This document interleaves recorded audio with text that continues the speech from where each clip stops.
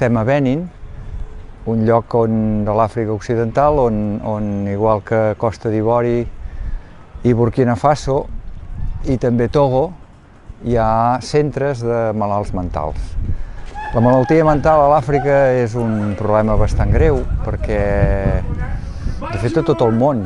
hi ha malalts mentals. El que passa que a l'Àfrica el fet de la fragilitat de la vida de la gent fa que quan un cau malalt mental i té crisis i això, és fàcilment, molt ràpidament marginat. I els únics mitjans de marginar que tenen les famílies normalment és encadenar-los en un tronc, o bé en un arbre, o bé abandonar-los a les ciutats pensant que allà trobaran refugi.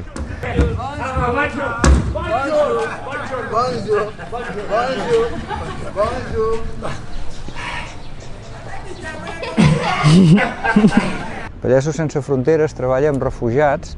però també entenem que aquesta gent amb malaltia mental d'alguna manera també són refugiats. Clar, un refugiat què és? Un refugiat és una persona que per una causa de guerra o per una causa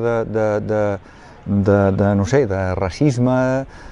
o per una catàstrofe natural, etc., ha de marxar de casa seva, ha de marxar del seu entorn social més proper i fugir a un lloc en què pot estar amb seguretat però que no és ni casa seva ni és un lloc on té un futur. Per tant,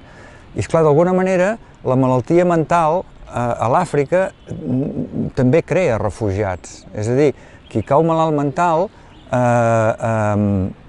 tenint en compte que les cases són tan fràgils, que la societat és tan fràgil, doncs també d'alguna manera són arraconats, són abandonats a la seva sort o privats de llibertat, o en aquest cas, per sort, enviats a centres de la 100.000, però d'alguna manera en els centres de la 100.000